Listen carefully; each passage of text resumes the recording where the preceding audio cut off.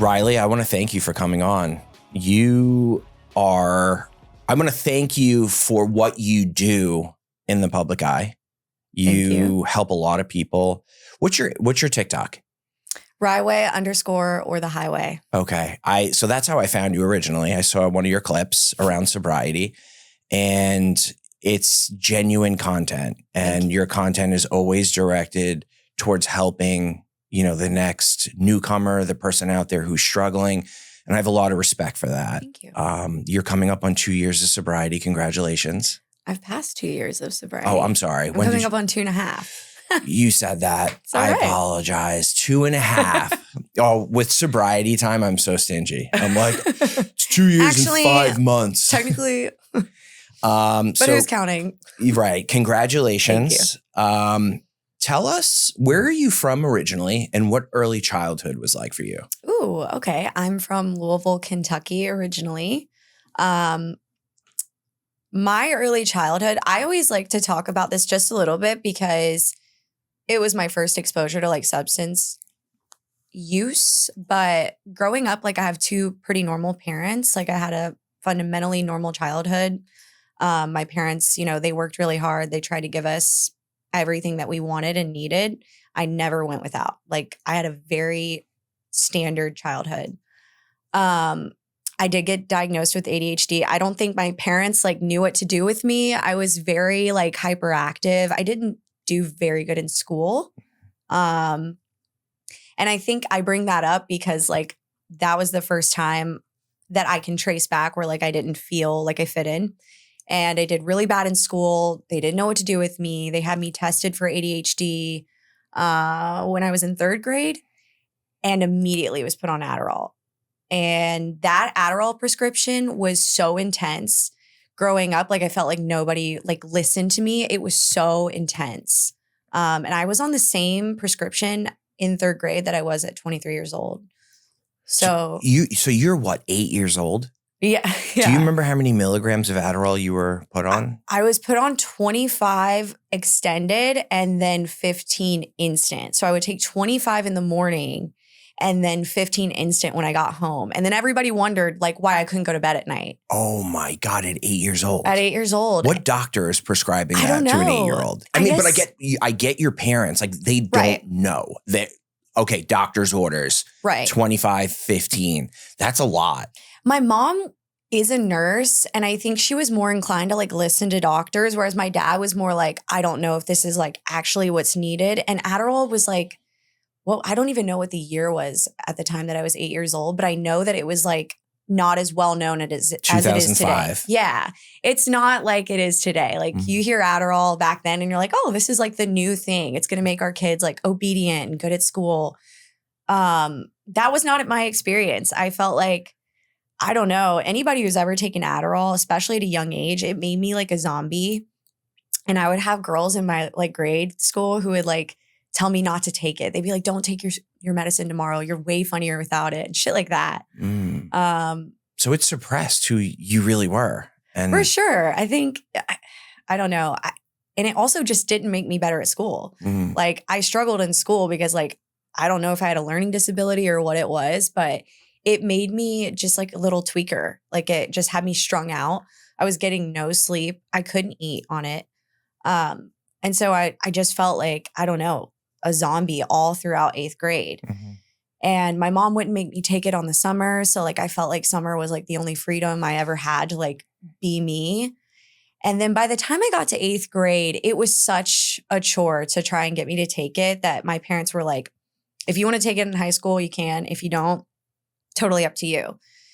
And by the time I got to high school, I would take it because I had this weird thing where I noticed that if I didn't, that I would gain weight. And if I stayed on it, that I would stay thin. But I started taking it for different reasons. And then I don't know what happened my freshman year, but people heard that I had Adderall, that I had an Adderall prescription. And I had people in the grade above me, asking if they could buy it from me. And I was why the hell would you all want to take And they were like, oh, well, if you like don't take it and then you take it before like a big test or before you have to study, like it's full effect. Like, whereas like I was just taking it normally every day. And I'm like listening to some fucking junior in high school and like I'm obsessed with. I'm like, oh my God, he's so cute. Everything he's saying is absolutely true. And so I started using it that way. And it was like, I don't know, that's the Adderall diaries, but that's my childhood. That's the best I can put it. Because in other words, everything outside of that was just like totally normal. I didn't have any like major childhood trauma. Yeah. Like I said, my parents are two totally normal people. I'm the oldest of 3 girls, but. Well, I mean, the disconnect from who you are genuinely to what, you know, the medicine was making you out to be. Right. I mean, you're in the developmental stage. I believe it's 0 to 9 years old, like where your brain is still, I mean, my brain is still developing, but from 0 to 9. But like you're also, when you're in middle school, going into high school, you're coming up with your identity and who you are. So it's probably confusing for you to kind of go back and forth and not really know, is this who I'm supposed to be? Is this who I'm supposed to be? So that could be very confusing to anyone. Hey guys, quick update. Every Monday night, I host the Rise Above Recovery meeting. It's an open meeting for any addiction, alcohol, drugs, gambling, food, whatever you're struggling with, you're welcome here. To get the meeting link and weekly updates, just email me at kevin@riseabovepod.com and I'll add you to the list. Also, if this podcast has helped you, please like, subscribe, or leave a rating. It helps us continue to spread the message of hope. Lastly, if you'd like to go even deeper with Rise Above, check out our Patreon. Supporters get access to live interviews and can chat with guests after the interview. Thank you. It definitely was for me too, because I just like felt like I have like 2 different versions of me. Like my friends would point it out to me, so it must be true. Like there's me when I'm on my medication, which I don't like, but my parents are forcing me to do. And then there's me when I'm not on my medication, which is who I truly am. And to a certain extent, I felt like I enjoyed that person more, but for some reason, like that wasn't acceptable to adults. Like I had to take medication in order for like adults to be able to deal with me, which I don't know. I do remember that genuinely having that thought and that hurting my feelings as like a younger kid. But other than that, I mean, also too, like I thought I was never going to amount to anything because I was so bad at math. Like I just struggled with it my whole life. And I was told it was because like I couldn't sit down and pay attention to like learn what was going on. But there was just a disconnect with that. And I don't know, it like really kills your self-esteem. Like, I don't know. Yeah. So by the time I got to high school, I was like, I'm done with this. And that's when I just like started abusing it. Like I would use it sometimes if I had like a school project I needed to get done, or I would sell it when I needed money, or I would, you know, take it for 5 days straight and then not touch it for 2 months because I had to sell it or stuff like that. Yeah. And that's kind of like what propelled me into like starting to experiment with other things, because I just felt like, I mean, I was on like prescription meth. So I'm high all the time and I'm feeling like I literally feel like some of my high school years, like I was in psychosis because I would not sleep for like 7 days in a row. My mom would come into my room in high school and be like, what the hell are you doing? It's 4 a.m. And so then I got kind of curious, like, what's the opposite of this? Like, what's going to bring me down from this? And I think it was like my junior year of high school. I was, by the way, just like drinking. By the time I got to high school, I started drinking 8th grade going into freshman year. And none of it was normal, but it was manageable because I couldn't get it legally and I could only drink on the weekends with my friends. And the way that I drank was never normal, but it was just not a problem yet. It wasn't causing like major issues for me. You hadn't crossed that line yet. No, I don't think so. But I mean, like I blacked out the first time I drank and I just thought that was like because I didn't know. I was new to this. Like I had no idea like how to take a few shots or like how to enjoy a mixed drink. That's not even how we were drinking then. That sucks. No, drinking that way. I've never wanted to drink that way. But I mean, we're like pulling from a Burnett's bottle in the back of our cousin's friend's brother's car. Like it's hard to know what was normal when everybody else is doing it. So by the time I got to junior year, I'm like, I love drinking on the weekends, but I want to do something on the weekdays. I'm tweaking on the weekdays, drinking on the weekends, trying to balance Adderall drinking. And I started smoking weed. And that I feel like was my first true love. Like the first thing that like I was willing to put down anything I believed in for. Like I was willing to go out of my way to get it.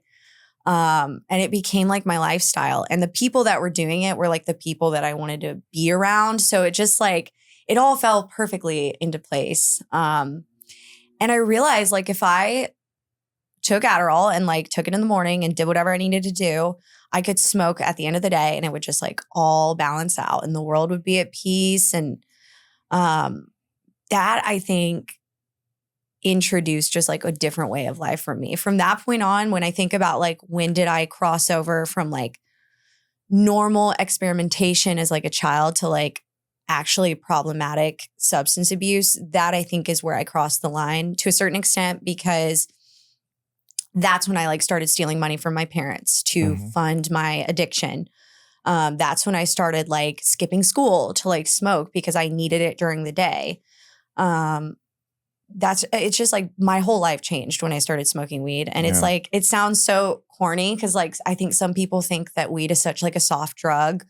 But if you're already like genetically inclined to substance abuse, like it's just, it could be such a nightmare. Well, this is also a major gateway for what's coming in your story. So I would say weed is a problem. And it was for me. Yeah, it was just one thing for another. And then it got to a point where I was smoking weed every day and it just wasn't doing it for me anymore. Well, I needed exactly something bigger happens. and better. And then that we know how that goes. So did you graduate high school on time? By the grace of God. By the grace of God, because I had skipped school so much. Yeah. I had skipped school and like, I feel like there are instances in my story where I got lucky, but in an unlucky way.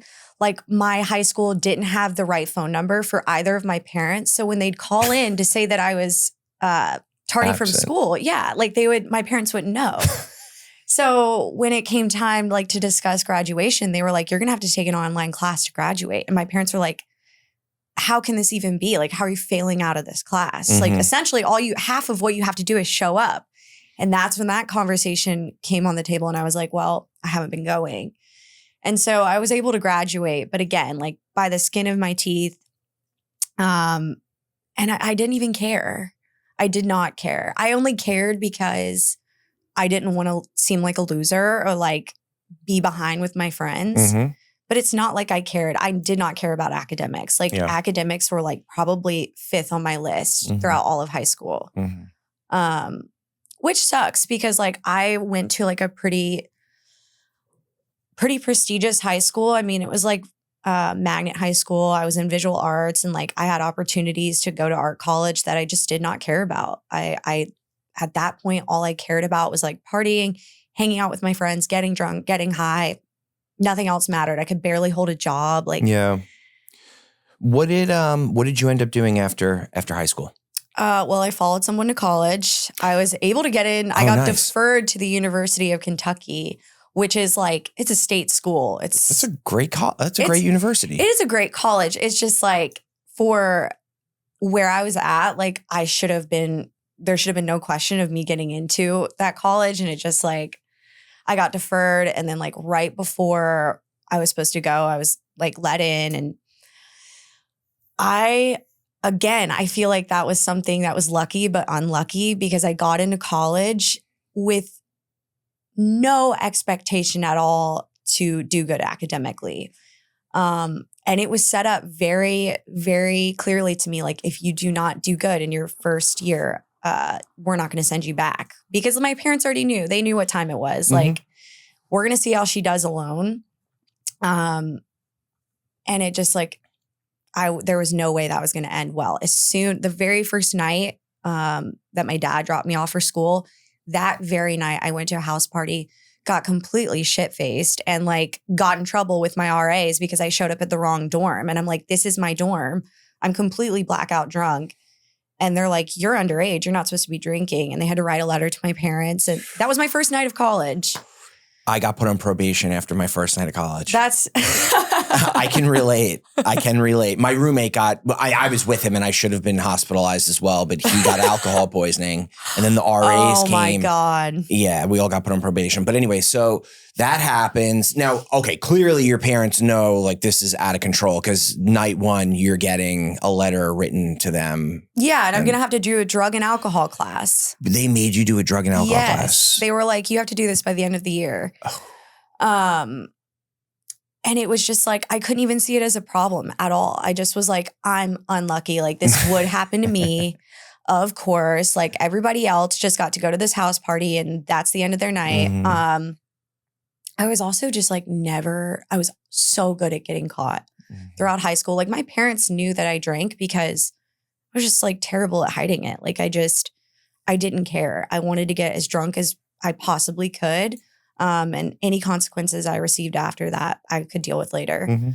So I like go through college and I lie to my parents about my grades. I'm like doing all this photoshopping and shit. I'm spending like 3 hours photoshopping a grades list when I should have just been studying for my final and like maybe actually trying to make something happen.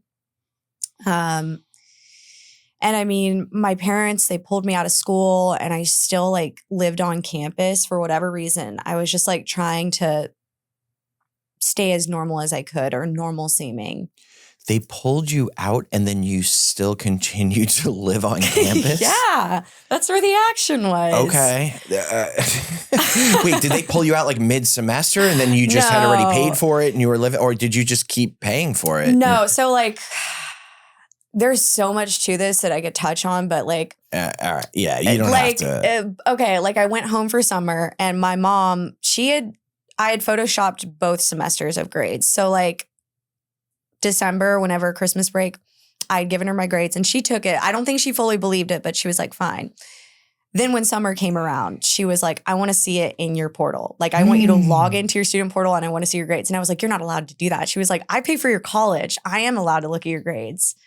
And you're not allowed to do that. Oh, man. I know. Well, I was like, the college says like I just came up. It was like every last resort I could think of. Like, and I remember that exact moment because I was like, I'm fucked. I'm fucked. Like the jig is up.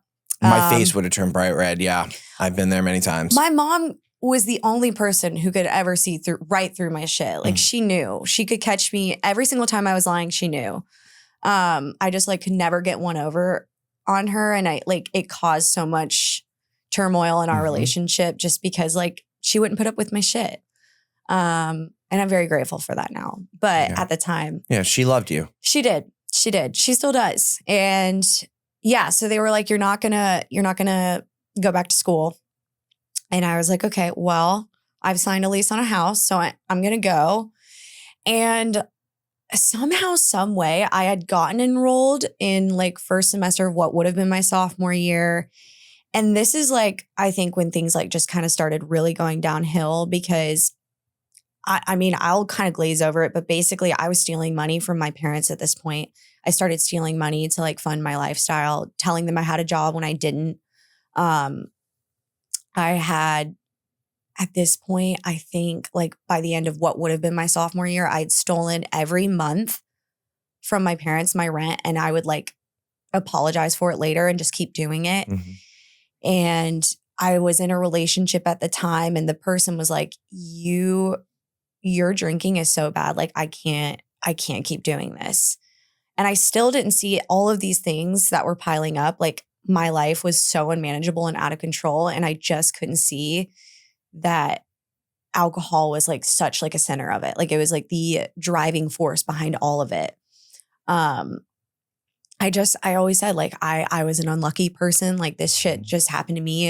If you had to have my life and my life experience, you would drink like this too, sort of thing. And I think at the end of what would have been my sophomore year is when I got arrested for the first time. And that should have been my wake up call, but it really just like catapulted me into really heavy drinking. What happened? I tried to sneak into the Kentucky Derby. Oh, come on. Give us the full story. Oh gosh. Okay. So I never had money. I don't know how. I never had money, but I always had money. I was either stealing from my parents or I would work a job for 2 weeks and quit. I was like a cockroach. Like I could just, very resourceful. Alcoholics, if they are nothing but resourceful, like I somehow always had money, but never did at the same time. So the Derby, huge. I'm from Louisville. Happens every year. I've never once experienced Derby sober. Up until that point, like when you're in high school, you go to the fillies, which is like the female horse race. So once you get to college, it's like you go to Derby. Mm-hmm. That's how it kind of goes where I'm from. So this would have been my first Derby. It was my last one too. I had begged my parents. I was like, please just give me $100 so I can get into Derby. I don't know how I got them to agree. And we're all pre-gaming. I have $100 to get my ticket to get in. And all I know was from what people told me afterwards, they saw me try to sneak in and get like, what is it called when you rush the gate? They caught me immediately. And then I'm also underage. So they put me in the paddy wagon and I come to, and there's like 5 other people, one of which I had been to high school with, that are in the back of this paddy wagon. And I'm like, where are we? Like, what's happening? They're like, we're arrested. We're going to jail. My God, it was so bad. And what makes it even worse is like that person that I had mentioned that I was in a relationship with who was like fed up with my drinking. I had like really buckled down up until this point and like tried to get him back and all this stuff. He was back in my life. I had to call his dad, who is my lawyer, and be like, hey, I'm in jail. I need help. Can you help me? And he was like, unfortunately, you're just going to have to sit there. They'll get you out on your own. I didn't know how this worked. It was my first time in jail. Like I was very unfamiliar. And I ended up getting out. His mom came and picked me up. And I was like, I'm not going to tell anybody about this. And so that happened. First time in jail.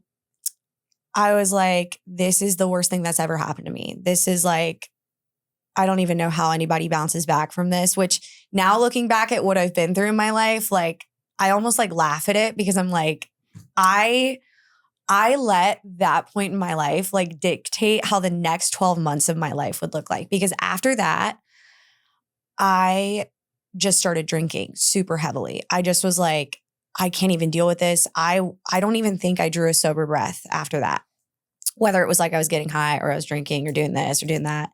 And I end up like not dealing with it at all, which brings me to my second arrest. I somehow again live on a college campus. I couldn't let it go. I don't know. And the very first night that I move into this house of what would have been my junior year of college, the very first night, I still have all my stuff in my car. I haven't faced what happened with that arrest. And I get pulled over for rolling through a stop sign on the University of Kentucky's campus. A bike cop had called it in. A regular cop had pulled me over. And a warrant. Yes. It ended with a warrant. I had no idea. I knew I didn't show up for court. Uh-huh. I knew that like this was going to come to a head at some point. It's not funny, but it's like funny looking. It's funny now because you are sober. No, seriously. Correct, right. We could pause for 1 second and be very serious about this. Like to the listener, we all go through these we look back at like how insane and unmanageable our lives become. Now we can laugh about it. And like, that's just an emotion in a way of like, talking about it and relating. Because everything you're saying, I've done. It's wild. It's crazy too, because like, I think the reason I started sharing about this is because when I was in that moment, when I was at that time in my life, I thought my life was like over. I thought that, nobody was ever going to hire me. No one was ever going to like love somebody who'd been arrested. I like really, really let, these instances like change my life and like dictate my life. I lived constantly in fear. And I would be lying if I didn't say that whole summer I was so scared. Like, am I going to get pulled over? Am I going to get arrested? Like there was a fear in the back of my mind. And I just was living in a constant state of fear. And I got arrested They took me to jail and I had to call my parents and they were like, why are you in jail? And I was like, oh, well, it's because of the last time I went to jail. And they were like, what? And they picked me up and they were like, it's going to be okay. They actually were like so calm about it. It's kind of the worst. Like when, you know, you have parents that normally get upset over things like this. Yeah. They're calm and like. Oh, my dad would have threw me through a window. It was, I don't know. There was a lot of shame. They took me to get a burger after they picked me up from jail. And what's crazy too is like it was the University of Kentucky. So they were only letting me call Lexington numbers. I didn't know anybody in Lexington. So and they put me in a cell by myself. And once they like let us out with all the other people, I had met a girl in there. I was like, I have to call my parents and like tell them where I'm at. And she was like, do you have anything that you brought in here with you? Like, I've been in here for 5 weeks. I'm going to be in here another 5 weeks. And I was like, I have a bra. Like, she was like, let me see it. And like, I exchanged my bra for a phone call at like, I don't know. How old was I? I was almost 21 years old. Wow. It was funny. It is. It is what it is. Bra exchange for a call. Right. Okay. So your parents, obviously, you know, they approach you with empathy. They did. And love. And what happens next? Well, I thought that they were going to pull me from that house that I was living at. They were like, you have to get a job. You have to like start paying your own rent. You have to start being an adult. And I said, okay, whatever they wanted to hear. I did absolutely none of that. I kept partying, kept drinking, kept stealing from my parents to pay my rent. Do they know that you're stealing constantly? Or? It's like, it's so hard to remember like how I was able to do that. I think that there were times that I would go home and like my mom would change her credit card number and somehow every time I would get the new one and they wouldn't notice for like a few months. So I would just keep doing it once a month. There was a lot there, but they would know, they would figure out, change their cards. I would go home, see them for a weekend, go to my mom's wallet, take a picture of her card, have a new card for the next 4 months. Yeah. And now you have 2 younger sisters. Yes. You didn't share that here, but you told me before. Yes. So now, are your sisters, are they following suit as to what you're doing in your lifestyle and your partying? No. My middle sister was in nursing school, like just living her life, like being a good student. And my youngest sister was in high school / grade school. I think at this point, if I were in college, she would have been, I think, a freshman in high school. So they just were like, and what makes me feel guilty sometimes when I think back on that time is like, I took so much attention away from them. Like, what's Riley doing now? Like, what's she done this time? Like, that's just basically what my household was like at that point. So no, they're completely normal. Just trying to live their life and like having to deal with like the effects of like the emotional effects of like what I was putting my parents through. Yeah. And during this time, so you're in your unofficially junior year at college. Correct. What's going on socially? Are you keeping friends? Are you getting so fucked up that your friends are like, dude, no. Get like the boyfriend almost. Like, I can't do this. What are your relationships like with friends? Great question. Boyfriend, gone. That whole thing was absolutely out the window. So this junior year, quote unquote, I was living with 8 other girls in one house. And it all kind of came to a head because my drinking started getting really bad. I turned 21 years old at this point and could drink and get alcohol when I wanted to. And one of those things, like lucky but unlucky, I was the first one to turn 21 in the house. No, I'm sorry, I was the second, but it didn't matter. I, at this point, would go to the liquor store during the day and get shooters just to like drink by myself. I wouldn't do it every day, but I started experimenting and it started to bleed into my personal life because then we'd go out at night and nobody knows that I've been drinking. So when we started drinking, like how is Riley already blacked out? And at this point, I am like causing fights, like attacking each and every one of the girls, like just verbally, like going after all of them. It was vicious.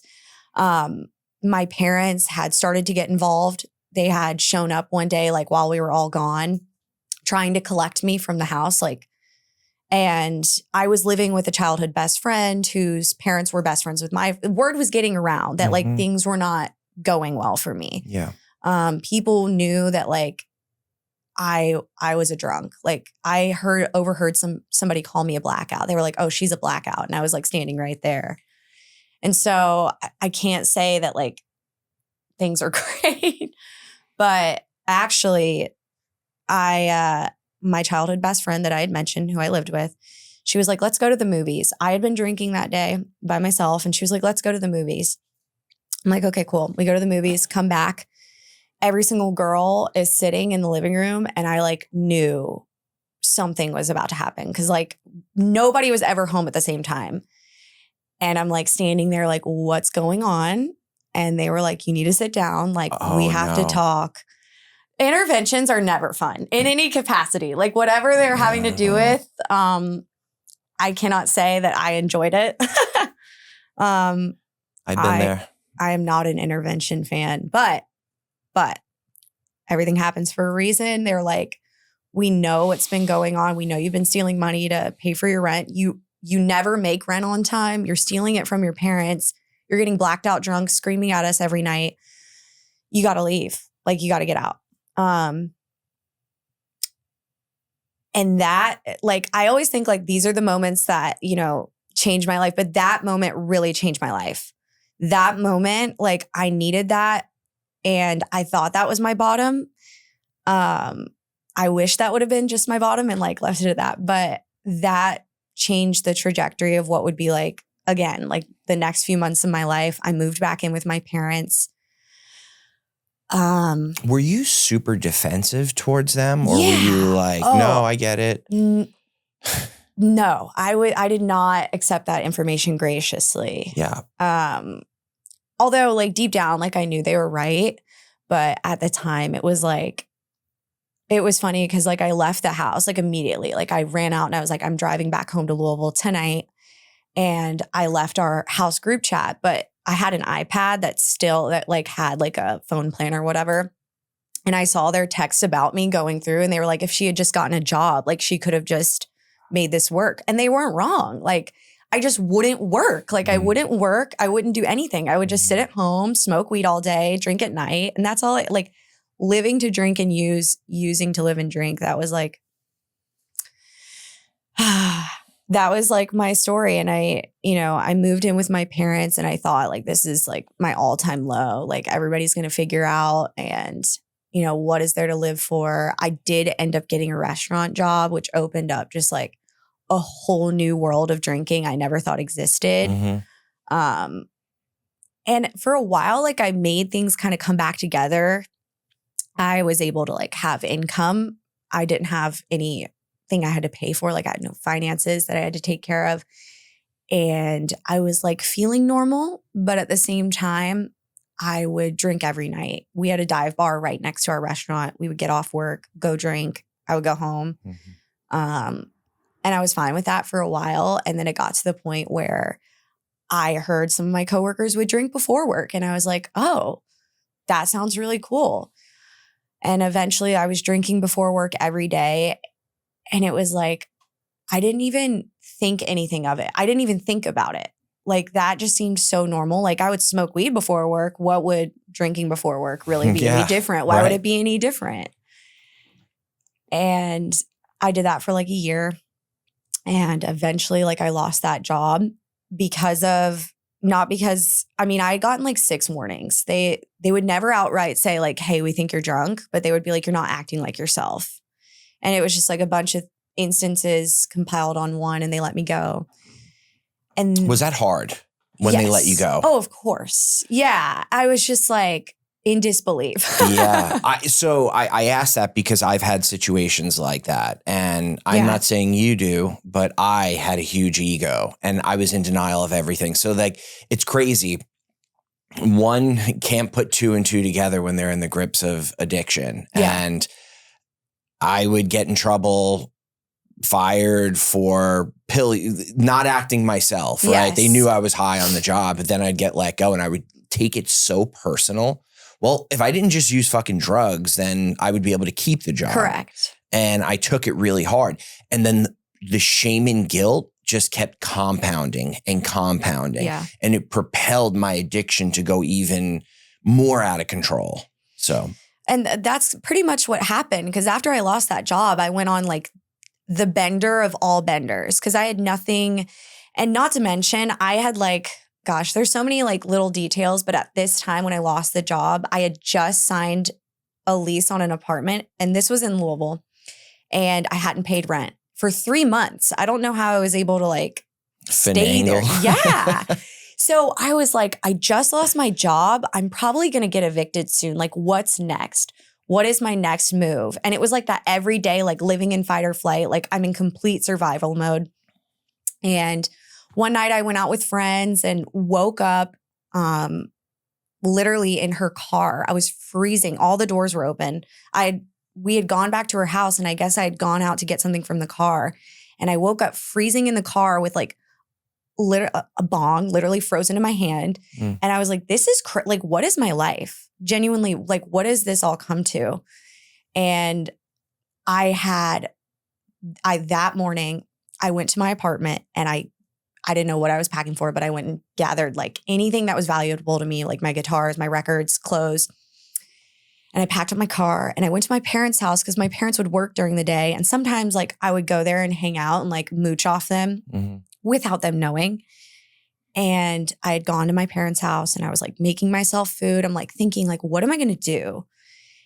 And all the while my mom had been upstairs and my sister comes through the back door. Now her and I had always had a good relationship. At this point in time, to this day, we can't remember what we were fighting about, but we had not been on good terms. So my sister walks through the door and she's like, what the hell are you doing here? And I'm like, I have just as much of a right to be here as you do. She was like, no, you don't. And you know, and my mom's like, what's going on down there? And like comes downstairs and next thing I know, we're like all three in this just like big blowout argument. And they wanted to go through my car. I think they thought like I stole clothes from them, which could have totally been like, that's not far from probably what was happening. So my mom and my sister start going through my car and I'm like freaking out. I'm like, I got to get out of here. I'm like I go upstairs in my parents' room and I'm like looking for a checkbook because I'm like, I don't know where I'm going, but I know I'm going to need money. That's like my MO at that point was to just like steal from my parents, run.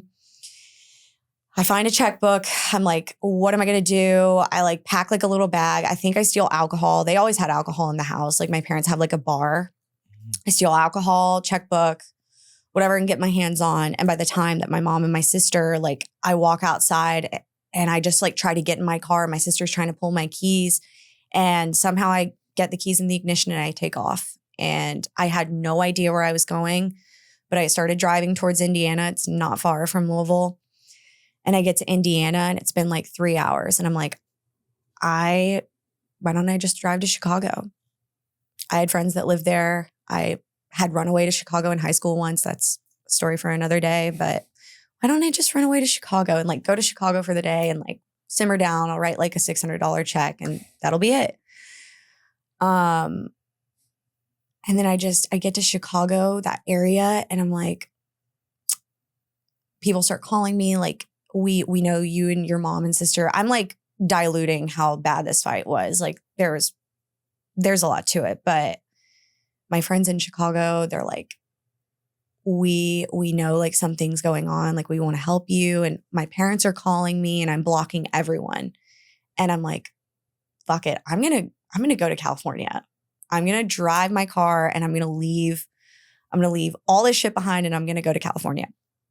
And it was crazy because like, I don't know, I felt lucky and unlucky because I had, at that very moment, I texted a friend that I knew lived out there and I said, I'm coming to California. Don't know how long I'll be there. Can I stay with you? And he responded immediately and he said, yes. And I was like, there you go. I needed a sign. There's my sign. So I wrote myself a check. I think I wrote it I had $600 in my account at the time. I wrote the check for another $600. And I think I still had like a back end paycheck coming in. And I was like, I'll figure it out when I get there.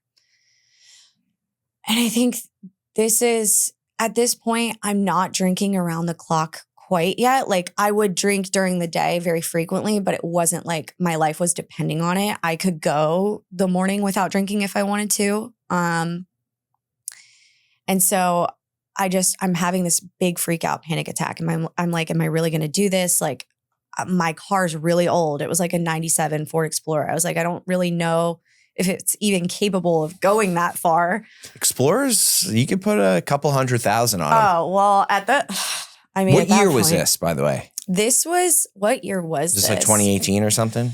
I think it was 2019. Okay. I think I got sober because I just turned 22. I'm 28 now. So I had just turned 22. This was right after my 22nd so 2019. birthday. Yeah. So that's what I decided to do. And I go to Oklahoma. I park it in Oklahoma City. I like drank a boxed wine and just like slept for 12 hours. And I woke up to like 50 text messages and I was like ignoring all of them. I was going to go. Nobody was going to stop me. And what's funny is like my dad knew. He like knew what I was going to do. Like he to this day is like, I don't know why. I just knew that's what you were going to do. So I just type in LA and it's like Route 66. And I'm like, I've always wanted to do it. Why don't I just try it? And I go to an AutoZone in Oklahoma and I like take it in and I'm like, I need things for my car. And the guys at AutoZone in Oklahoma, I don't know which one it is, but shout out. They like went and looked at my car and did all this crazy stuff and didn't charge me a dime. And I took that as a sign. And that was like another thing that was like lucky but unlucky because it like, you know how it goes. And gosh, so I drove and I got to Texas and that was like the worst. I mean, I think about some of the worst moments of my life, like being in the panhandle of Texas was probably like top 3. That was like, I don't know what I was looking for on this journey, maybe a spiritual experience, which I was completely blocked from having at the time. But I truly think like that was one of my spiritual experiences in that I was like the lowest I have ever felt emotionally. I had bought a handle right before I got to Texas or as soon as I got there. It's kind of hard. I like try to piece together because it's just like there was so much going on and I was like mentally unwell. But I was like, I'm not going to drink and drive. I'll just drive 12 hours a day and then I'll park and I can drink at night. And which was like, it was a decent plan. I mean, I don't know. I don't know what I was thinking, to be honest. Or I was like, you know, I'll stop at a hotel, just drink in the hotel, wake up in the morning, drive. But I'll drive 12 hours and every single day. And when I got to Texas, I just was so overwhelmed. There's like a lot of nothingness out there. Yeah. I remember driving being like, what are these like phones on the side of the road for? And then I'd like look down and I had no cell service. And I was like, oh my God, like I'm going to die out here. I'm going to die out here in the middle of That's Texas. what they're for. That's what they're for. And like, this is also sick, but like I was listening to Forensic Files. In case I guess I wanted to know what my episode would sound like. I don't know. But I did that and like I was just so overwhelmed. And I had this moment where I just like pulled over and I was like, I'm ending it early for the day. And I was at like a truck stop that also had like a Dunkin' Donuts or something, like a coffee shop attached to it. And I asked the chick behind the counter, I was like, can you come check on me when your shift is over? Like I have to sleep in my car. And she was like, yeah, of course. I got in my car and I like drank a little bit, but I think at this point, like I was so exhausted, I just like passed out and I woke up like 12, 15 hours later. It was like a completely new day. That girl had long been gone. She's already back for her next shift. Literally. It was crazy. It was a surreal moment. I just was like, I don't even know what I'm doing with my life. And I just like cried for like 20 minutes in my car. And then I was like, I guess I got to keep driving. I got to make it to California. But did you make it to California? Yeah, of course. So what happened in California? I get out to LA and I arrived. I have arrived. I have arrived. I'm going to be a movie star. I don't know. I thought LA would like fix all my problems. It just created more for me, honestly. I don't have a place to live. I lived with that guy for like a month, but you made it that long, huh? Well, it's like, I knew I was like overstaying my welcome because I was clearing out his liquor supply. Like they had like Tanqueray, like a little bottle of Tanqueray. I drank it all the first night I got there or something. I'm like, you're useless now. I'm useless. No, not you, him. To you. I was useless. No checkbooks. Fucking little dinky bottle of Tanqueray. As soon as like that check went through, my mom was like, these checks are done. Like I somehow managed to get a job. And the people that I worked for, they're like two of the kindest people I've met. Like I think they could sense like, here's a sick puppy, let's throw her a bone sort of thing. Because I'd given my sob story out and like alcohol was what got me in this situation. I was walking in downtown LA going to get canned tuna. And I saw people standing outside of like an event with like alcohol in their hand. And I was like, I bet I can just go in there and get some. And I did. And it was like a fundraiser for their child's kindergarten. They were trying to like raise money. Oh my God. But I was like, I need help. And basically all they had me do was like, they had me organize random shit in their house and like help them go through like, it was such a strange job. But like I said, I think they wanted to help me. So I like stay in LA and then COVID hit. And it was like, what is this? What's happening? LA was bad. New York City and LA were really bad during COVID. Well, and at this point I had like moved around and I was in San Diego, which is like where the heart of it was happening. And they were like, you got to lock down. And I had a friend that I had met with in high school and him and his family then lived out there. And he was like, you can come stay with me and my family. We're going to lock down at my parents' house in San Diego. Was it a nice house? Yeah. Yeah. Yeah. Yeah. And what could be better than like getting to just hang out and drink all day? I couldn't find a job. So they let me into their home and I was drinking completely around the clock at this point, like waking up in the middle of the night or early morning and going down in their like little home bar because they were like normal people, but like they were partying during COVID. Everybody was in that area. And I would just like drink early morning, middle of the night, go back to bed. And they had an uncle. The mom's brother was living with them. And he was like, I'm getting ready to go back to Pennsylvania. I'm going to go back across Route 66. And their family had basically said, we think you're going to go with him. And he's going to drop you off in Kentucky. They wanted you out. Yes. I had become a problem.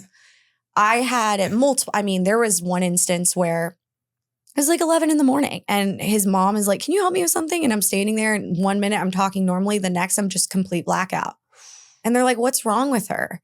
And I lied and said I was on pills because that seemed more normal to me. I was like, I'm taking pain pills. Like, because that to me made more sense than saying like, hey, yeah, I've been going and drinking in secret without you guys knowing. Yeah, of course. Of course. Right. So, and it was a whole thing. He was like, where's the pain pills? And I was like, I threw them away. Yeah. The whole thing. There's just so much to it. But yeah, I get spit back home. So you went with the uncle. Mm-hmm. You left your truck there? Yeah, I had to. It was not doing well? I had to leave it behind and I was totally fine with it. I'd given my dad a heads up like, hey, you're going to have to sell the title. Yeah. But that all worked itself out. My dad's in cars. He had no problem with it. And then I get home and like within 3 months, I'm in rehab. Okay. So it was pure hell for 3 months. Pure hell. My parents, I got home, basically was like, hey, I'll be home in 3 days. They were like, oh, okay. I get home. I managed to hide my drinking for maybe a week. There was a camper on my parents' property. My dad does like a lot of automobile flips. Mm-hmm. I'm like, I'm going to live in that and rot in that thing. And that's exactly what I did. Blackout drunk every single day in the camper. I'd lock the door. My dad would come out and be like, Riley, are you awake? Are you in there? Good. I wouldn't even respond sometimes. I would hear him and just wouldn't even respond. Yeah. Because I wanted to die. I wanted to like drink and die in that camper. And thankfully I have two parents who just weren't going to let that happen. So take us through, you end up going to rehab. How does that come about? And where does the willingness come from? Or were you forced to go into rehab? I was not forced. And how old are you at this point? At this point, I am still 22. Okay. It got to the point where my parents were like, you either have to leave, which I had no options. Like, where was I going to go? I had no money. I didn't even have a bank account at this point. Like, they were like, you're either going to have to leave or you're going to have to get help. And to me, like, as scary as rehab sounded at this point, I had pushed away all the people in my life. And I don't know.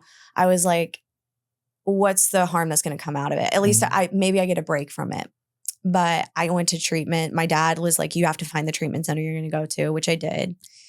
And I went and like, I don't know, it was run by other alcoholics and addicts, which I found to be very helpful. I had never talked to another alcoholic, like, I mean, ever. Not one that was sober. And I think it was like crazy because I started talking to somebody about how like I was so fearful. I'd been arrested all these times. Like I had done all this shit. And somebody was like, so have I. And like, I'm living a happy life. Like it doesn't have to be like the thing that, do you want to live in fear for the rest of your life? Do you want to let those things define the way that the rest of your life looks? And it was just so eye-opening because like I had never even admitted I was an alcoholic up until this point. Like I really, truly thought that my drinking was just a symptom of what was going on in my life. Not that like, you know, my life was a result of my drinking. Mm-hmm. And it was just like the first time it clicked. And they were like, when you start drinking, like what happens? And I started naming off all the shit. Like I get arrested. And they were like, no, like what literally happens? And I was like, I don't know. And they were like, well, when you start drinking, are you able to stop? And I was like, I've never been able to do that. And they were like, you might be an alcoholic. It's not up for us to decide, but it's up for you to think about. And that was like on the first or second day I was there. And by the third day, I was referring to myself as an alcoholic. And I like had no problem with it. For the first time, like I felt like there was an answer to like all the shit that was going on in my life. Like there was an answer to why I had gotten arrested and why I felt disconnected and why I felt like I could never like be a participant in my own life. Yeah. So it was a really freeing moment. Yeah. Prior to, were you having the thoughts of, clearly you were trying to do the geo all over the place. Yeah. But like, if I just had this, then this wouldn't, then my drinking would go away. I'd be happy. Yeah. If for me, it was, I just need to make this salary. Yep. I need to be in this relationship with this girl because girl A, B, and C lack these qualities that would complete me. Or I would just always justify and never thought it was actually a problem with a substance that was creating the result of my life. I literally would always say, like, if I had money, if I had a job, if I like had a normal high school or college experience, like I would have turned out differently. But like alcohol is the reason a lot of those things did not turn out the way I expected them to.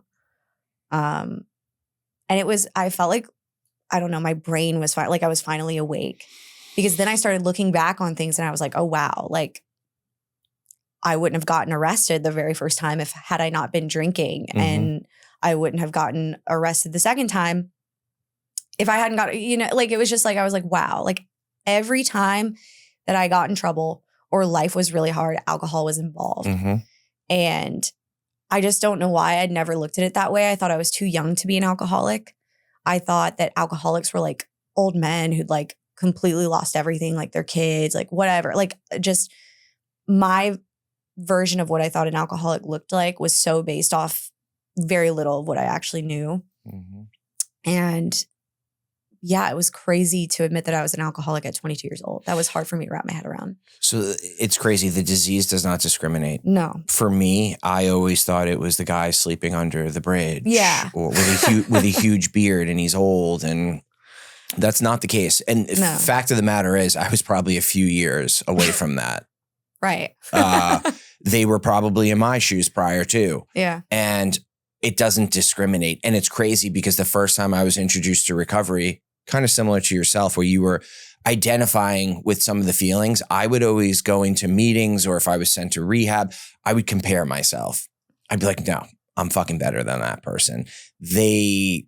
I'm on a different level. I can't identify. But then they started going into the feelings and talked about the fear, the resentment, the playing victim, if I only had this, things would be different. And I was like, holy shit. I know. They're the same. We're cut from the same fabric. Okay, now I need to humble myself. What are they doing to stay sober? And that's when I started taking direction from other people. And that's kind of my experience as well. Yeah. So you go to this treatment facility. You're there, I'm assuming, for probably 28 days, a month. Mm-hmm. Did you do any kind of extended or did you just go right back into? No. So, and what's funny is like, I also point out, like, I was like only, a lot of alcoholics are homeless people. I was literally homeless. So that was pointed out to me in treatment too. They were like, you are homeless. You just have parents who have a home that they let you stay in. And I was like, I prefer the term home free, but okay, whatever. But yeah, I figured out what sober living was, and there was like a set sober living style that was all across the United States. I was like, I want to go to Charleston. I'm familiar with the area. I've grown up going there. I want to get sober by the beach. And I got lucky. I got into a house, like accepted on my 28th day, and I moved in within a week. And they had a lot of rules. They were like, you have to go to 5 meetings a week, whatever it is. Like, you can go to 5 meetings, whatever kind of recovery, but you have to do that. You got to get a job. You've got to, like we had chores and stuff like that. And I was on a blackout period. And I loved every minute of it because I had never had that in my life, like just like structure or like accountability. And I had a place to live, and like I could start a life for myself. And what's cool about recovery is like I spent so many years like worrying, like I just want to get my life back. I just want to get back to like where I was when I was like fun and like people liked me and things were good. And recovery just gives you a whole new life. Yeah. And that was really cool. And I was really excited about it. And, I got really involved in the recovery community in Charleston. We're really blessed. We have a very intimate recovery community. And, I started getting things back. And like, that was a direct result of me like doing the work and being willing to like be involved and show up for my own recovery. I got a job. Like, obviously I got a car. I got a bank account with my own money in it that I didn't have to steal from my parents. Your own checkbook. My own checkbook. Mm-hmm. And I like finally felt like this is where I belonged. Like, these were my people. A lot of my friends were other alcoholics. I felt like, things were really good, but like the thing about recovery is like you have, like for me, like I have to do it every day, because the second that I start to slip up on it and I stop showing up and I like take the gifts that it's given me and I just like take those and run off into the sunset and forget recovery, I lose all of those things. And, in my experience, everything that I have put in front of my recovery, it was the first thing to go when I eventually relapsed, because I was, so you had a relapse. This time you were coming up on 2 years of sobriety. You're probably around 24 at this point. Mm-hmm. What led to the relapse? It was crazy. I moved out of sober living against suggestion. And I'd been in sober living for 2 years, which for me, I think was a little too long, but who's to say? But I moved out against a suggestion that had been given to me by somebody whose suggestions I highly valued in recovery. Did you move in with a guy? No. Okay. No, but she was like, I don't think you're in a place to do it. I had just gotten out of a 2-year relationship. I had gotten into a relationship as soon as I got sober. Mm-hmm. So there's that. But I had just, gone through a pretty emotional breakup, and I had changed jobs. I had always worked like a morning job, normal, so I could do my nightly schedule. I changed jobs, did not at all. Like, I was working nights at a restaurant, and I hadn't done that for almost 2 years. Mm-hmm. And I just stopped showing up for recovery. Like, I literally stopped going altogether. I would like touch base with people, but other than like living and sober living, like I was not meeting the requirements and stuff like that. So when I moved out, like I was drinking within a month. I just I completely stopped doing everything that you're supposed to be doing as far as like recovery goes. Like, I just wasn't even showing up for myself. Mm-hmm. And it's funny because like I put my job in front of my recovery. I put making money in front of my recovery. I put that relationship in front of my recovery. When I relapsed, none of those things even mattered. So it's just like, none of it even mattered. What was it like once you went back out after being sober for nearly 2 years?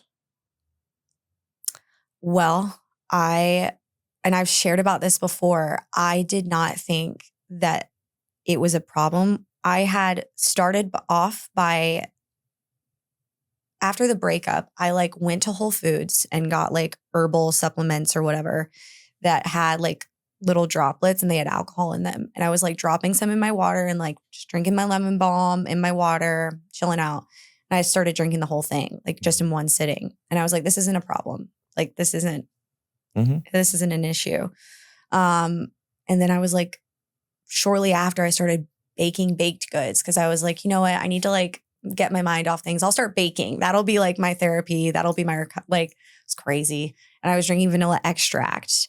And I still was like, this is not really a problem. Like I'm not getting drunk off of these. And then I started getting drunk off of them. And then I was like, whoa. And then I just started drinking real alcohol. It was manageable for maybe 3 weeks, maybe a month. And it was back to around the clock drinking.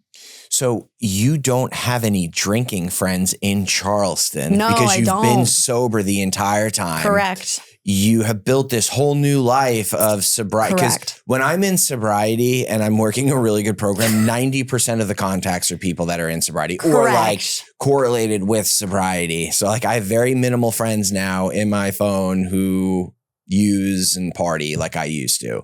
So what was that? Who you were just drinking by yourself? Were you going to bars? No, You made friends? I'm a social person, and like I said, it was manageable for a month. So there was a bar that when I first moved to Charleston, first of all, I'm not going to say the name, but it is so ironic. I'll tell you later. It is so ironic. But I was like, that bar, I know alcoholics hang out there. Like you could just tell, like it's seedy looking. Like I was like, that's where people that drink like me, that's where they go to drink. And they're definitely sniffing coke in the bathroom. That is correct. That is what they do there, even though they say no. But I had worked in restaurants and like heard just by like my friends who were like, yeah, you know where normies, to go. I knew where to go. And I started going there and I started going there every night. And by the end of my full relapse, I was completely banned from that establishment altogether. Which it's like, it's not something to be proud of, but it's like really difficult, I think, to do, to get banned from there. So yeah, and it's like, it was just so messed up. And I would meet people, obviously, that like we were friends because we drank the same. Like anybody who is hanging around me needs to like do some internal work because if you're drinking around me, you're kind of drinking like me because I only surround myself with people who are heavy drinkers. Yeah, for sure. So that's what I was doing. I was doing you all of that. You can't say shit to me and I can't say shit to you. True that. And I would surround myself with people that like, I didn't even fucking like people who just simply would be willing to go get blacked out on a Monday night. And by the end of it, I mean, I lost that apartment that I had like moved into. I had a car, but it had no gas in it for months. It was not moving around. Nice. Which, it's a good thing, blessing and a curse. But it just sat there and like I had lost 3 jobs due to drinking on the job at this point, and I had no intentions by the end of it of getting another one. I was like, I don't know where this is going. Feel like something's going to happen. Don't know. And word had gotten back to my parents. Like they had knew I relapsed because I had gone to jail again in this short little time. They got a call actually one morning from a bail bondsman saying your daughter's been arrested for drunken disorderly, which wasn't a lie.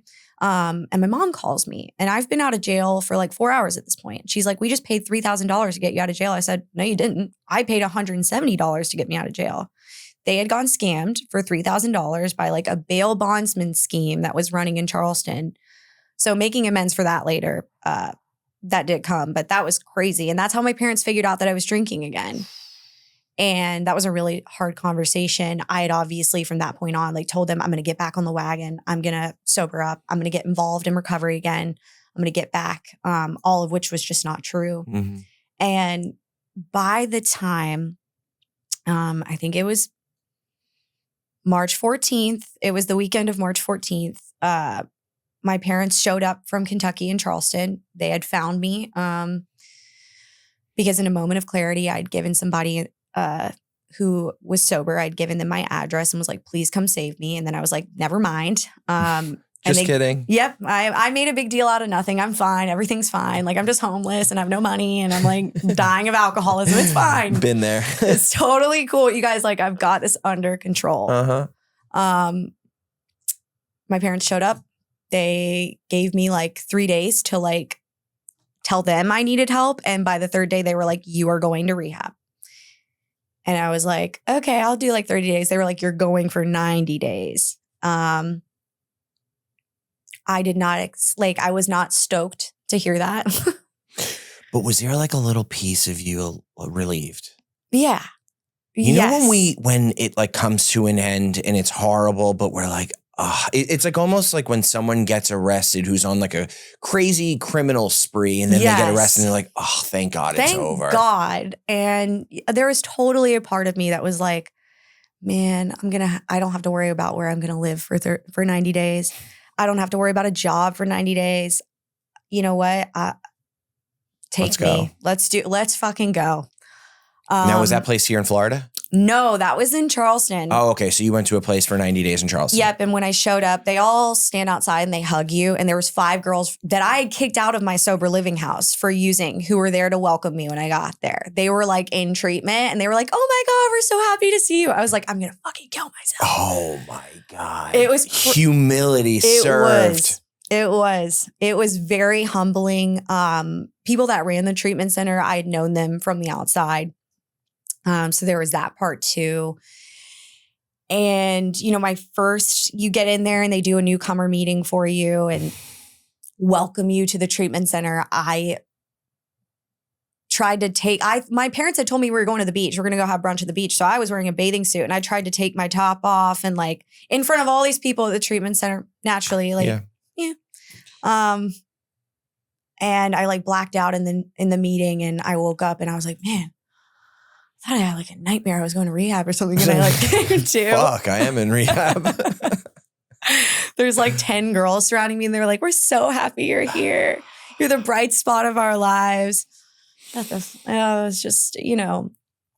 And you know, the first few days were rough. The first night I was like, man, I never want to feel like this again. I'm like trying not to throw up, sweating, shaking violently. And I felt that way for another few days. And then by like the 5th day, I was like, let's go. Yeah. I know what time it is. I know what it takes. I know what I've got to do.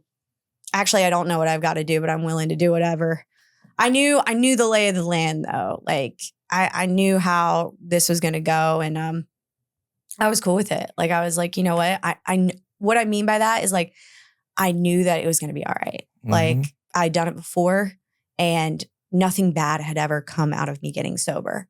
So I was like, you know what? Let's try this again. And let's not do what we did last time. And let's like actually try. And things just like naturally fell into place. You know, I won't go into like the details of my recovery, but like I did what was suggested of me to do. Like I was willing at this point in my life to do whatever somebody else told me because when I tried to get involved in shit, and I never believed that, but when I tried to get involved, like things just went shit. So I was like, you know what? Just tell me like how to do the simplest of things and I'll figure out like I can, you know, do the rest. It's crazy. You talk about the trust in the program and like nothing has ever gone wrong when I'm in sobriety or at least chasing sobriety. Right. And it's wild because I always had to have a say, which obviously results in control of a certain situation. Whenever it comes to sobriety and me turning over my will and putting trust in the program and the people of recovery, everything always works out and it exceeds my expectations. I try not to put expectations on it, but I do. And it always exceeds those expectations every single time. And I'm never let down. I'm not either. It's a beautiful thing. It is. And it's cool because like, I don't really have to do that much work. Like it doesn't take a lot of effort on my part. I just, a lot of the times I just have to show up or like do what somebody tells me to do and things just fall into place. And it's like the one thing I had to really come to accept was like, things are going to work out. They're just not going to work out on my time. And that's the thing I have to take away from it, because I am an addict. Like, I want things now. I want the relief now. I want the effect now. I want what I want, and I want it now. And getting through that was the most difficult part about recovery. Like, when I went through that breakup before I relapsed, I wanted the pain to go away instantly. When I switched jobs, I wanted things to go back. You know, I wanted to get my groove in instantly. I wanted things to work out on my terms, and it's never going to be that way. That's not how life works. Yeah. And I can try and force it to happen on my terms as much as I want, but I will almost always be let down by the outcome. So when you got sober this time, now you had went through a breakup. I think you had said, I don't know verbatim, but a devastating breakup. I believe that was the word. Was that what I said? I think you said that. Okay, we'll go with that. Whatever. It was a tough breakup. You said devastating. No, but so you drank shortly after that, right? So you didn't really sit with those feelings. No. Now, maybe not just the breakup, but like all of those feelings, those bad feelings that you escaped from, did they pop up when you got sober again? Yes. And how did you deal with, and maybe not just talking about the breakup, just like shame and guilt of going back out there? Because when we get sober, there's so many. I mean, for me, I think I was $100,000 in debt when I first got sober. Yeah. And I was like day 3 and I'm like 100 grand in the hole. I'm like, fuck, my life sucks. And I was taught, everyone was like, just don't worry about it. Like, just listen, just go to meetings. It'll only get better. And then I came up with, payment plans and financial amends that I made. And it wasn't that bad. Were you experiencing the same thing when you were newly sober this time? Yeah. And then how did you get through that? Okay. So I was told someone will only ever drink again if they don't get honest or they're not willing to do the work. So I was like, if that's the 2 things that I have to do, it sounds very all or nothing, but I was like, if that's all I have to do, I started getting honest. And I didn't even know what like getting honest about how I felt looked like, because before that devastating breakup, I had a lot of emotions that I was trying to put the words on them rather than just like putting them out there. I was like, I'll define how I feel and then I'll tell somebody about it. So this time around, I was like, you know what? I'm just going to like call the people that I trust and tell them what's going on, because like, I need to get them out of my head. And like from that point on, like the people that I was working with, they're like, okay, we can come up with a plan. Like you know what, there are things that are set in place that you can do to work through these things. And that's exactly what we did. Because I'm a very emotional creature. Like that's like where I think my sobriety is tested the most. Like I can be tested financially now and like be okay. Something I was not capable in the past. Like all of my instincts can pretty much be tested, but like my emotional natures are the ones that like really get me in tight situations. So you and me both, yeah.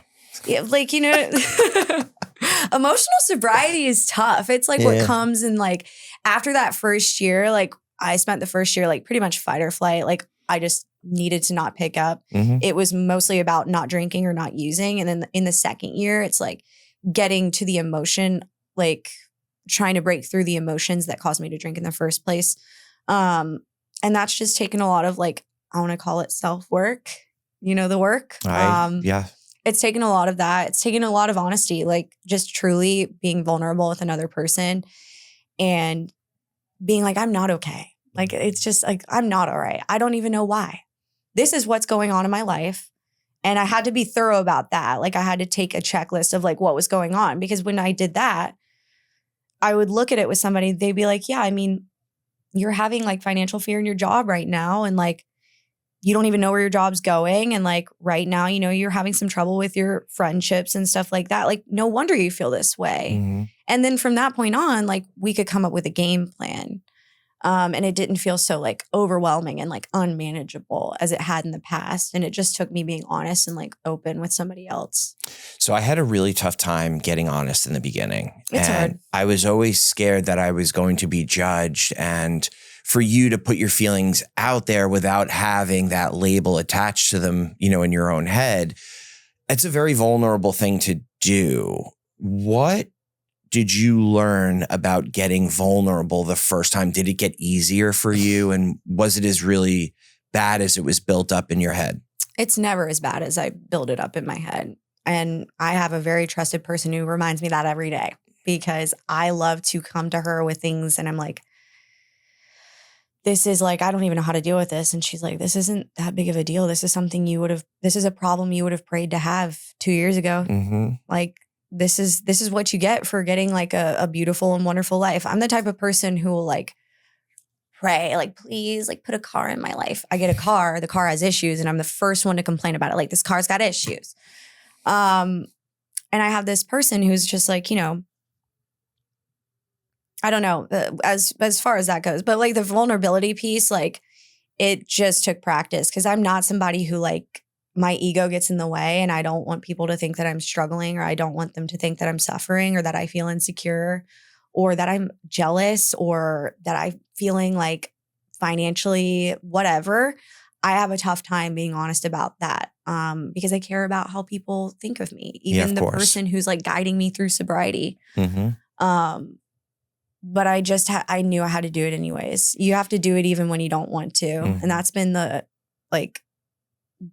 case with my sobriety the entire time. I don't have to want to do it, but I have to do it anyways. Yeah. And that's how it was with vulnerability. I was like, I really don't want to do this, but I also really don't want to drink. So if that's the cost. It's crazy that $100K I was in debt. Like they were like, my sponsor was like, share about it in a meeting, I'm like, I want to save my ass and my face. I have like a hot I want people to think I'm cool. Yeah, I have like a hot 5 days sober and I shouldn't be in $100,000 worth of debt. And I shared it. And then like, I was like, I'm in $100,000 in debt. And then this next guy's like, I'm $1 million in debt. And I'm like, oh my God, like, I don't want to be that fucking guy, but like, all right, it's not that bad. And, but like the point being when you're vulnerable, like, and for me, I always think I'm unique and that no one has ever been through what I've been through or no one can relate to what I'm currently going through. And there is always someone who can relate and there's always someone who could top what I'm going 100%. through. And it kind of puts things not on their expense, but it puts things into perspective. For sure. And gratitude is then practiced, at least for me. And it changes my whole mindset and the lens I'm looking through, which is, you know, perspective. And that's 9 times out of 10 always my problem. So it's been my experience. It's all been just one perspective shift after another. That's like been sobriety for me. Same situation, like any problem. I love having the ability to go to another person with any problem that I have. And they're basically like, me too, or like, let's find somebody else who's been through that and go from there. What did you do differently your second time in sobriety? You're obviously still sober. You're coming up on 2.5 years of sobriety. What did you do differently this time that you didn't do the first time? I think the first time I tried to be like Mrs. Sobriety and then just like fell off the face of the earth. I don't even know how to put that into terms. But I wanted to be Mrs. Sobriety. And this time around, I was like, I just want to be a person among persons, an alcoholic among other alcoholics. I want to just do the work continuously. And the thing that I did differently this time was like, I made amends to people. I did not do that my first time. Wow. I did not. I made one amends and I said, I've gotten enough out of this. Like, I can keep going and things will be fine. This time around, I didn't want to do it. I did not want to make amends, especially financial. But I had to do it anyways because I said, like, that's the cost. I don't have to want to do it, but I have to do it anyways. Financial amends is what separates the boys from the men. Yeah. Nobody accepted mine. So the first time I got sober, I was 3.5 years sober. I relapsed. I got to amends. I made a couple of we have like these different columns, right? Yeah. Like, oh yeah, I'll make those amends. No problem. These, they're going to suck, but I'll do them anyways. There's no fucking way I'm doing those amends, but you have them out there. The unwilling ones? Yeah, the unwilling. And like, I got there and they were mostly 80% of them were financial amends. There was one institution that I owed $400,000 to. So you weren't just in $100,000 of debt. Oh yeah, no, that was like what was registered to me. And then like I'm just like laughing because I'm laughing because I never thought I would ever be able to get out of that. I know. And I thought my life was over and it was the end of the world, and it actually wasn't. Me with getting arrested. It's okay. It's always going to be okay. So the fact that you that's the differentiator right there. And tell me also, what did you learn about yourself this second time around? I mean, you gave us a lot of different things, but what was one of the most eye-opening things? I think one of the most eye-opening things is like, and it sounds negative, but it is a positive, but like, I'm not shit. I thought I was the queen bee when I first got sober. Like, look at how good I'm doing. Like, I wanted all those girls that kicked me out of that college house to see how well I was doing. Like, look how amazing I am. I'm sober. I'm amazing. And it took like, I don't know. I think I kind of realized like, I'm not shit. Just because I get sober doesn't mean that like that makes me better than the next person. Mm-hmm. It doesn't mean that I have a one-up in life, maybe, but like I can't look at it that way. I just I learned that I'm not shit. I don't know everything because I too, again, the first go around, I thought I could like work sobriety the way that I wanted to and tailor it to my life and it would suit me. And that's just not how it works. And I'll also say, like, I learned that I wasn't as hard of a worker as I thought I was. I thought that, like, I did what you asked of me for the most part. And, like, I thought I was a good employee as a sober person. And I thought I was a good daughter as a sober person. I thought I was a good friend as a sober person. And in reality, like, I really just cared about myself the first 2 years that I was sober. I cared about my sobriety and nobody else's. So like, I guess I would say more so like I was just selfish. I realized like how selfishly I lived my life even as a sober person. And so this time around also too, something that I did differently was I started helping other people. Cause it's like, that's the thing, right? That's the one thing we have to do is like help others. So, and it's not something that I want to do all the time, but it's like, it's changed my sobriety. Seeing another person get sober and like, watching somebody else like go through what I've been through and get to the other side of it. It's been a really cool experience. And I've gotten to do that with multiple women. Yeah. And it was something I didn't want to do. And now I do it all the time. That's amazing. And for you to say that and verbalize it, I was selfish for so long. And even when I was, in sobriety and not in sobriety.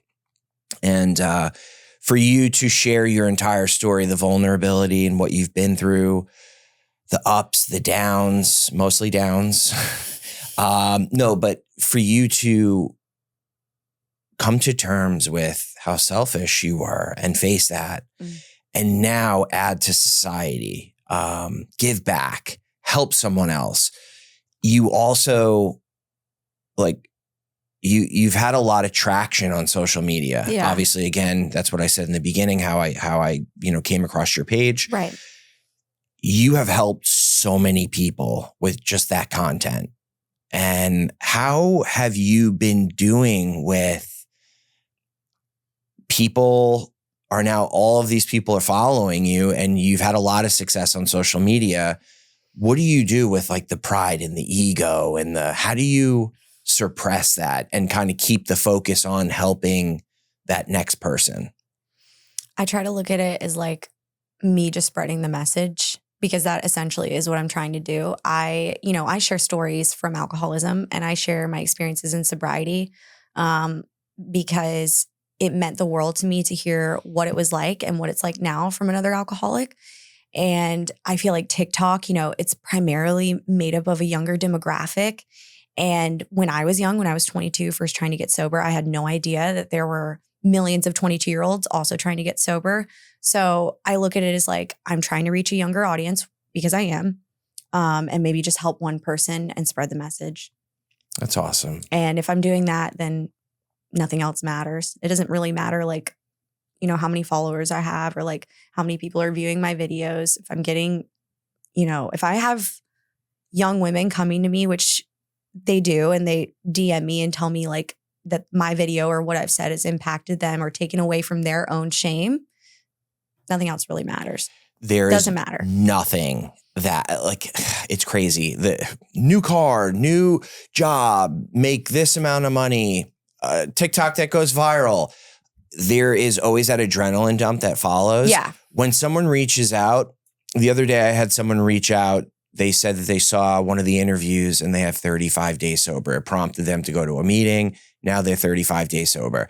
That is the most rewarding, fulfilling thing that one could hear. And there's no adrenaline dump from that. It's not a void filling act. It's genuinely helping someone else. And that's what we're here to do. I know.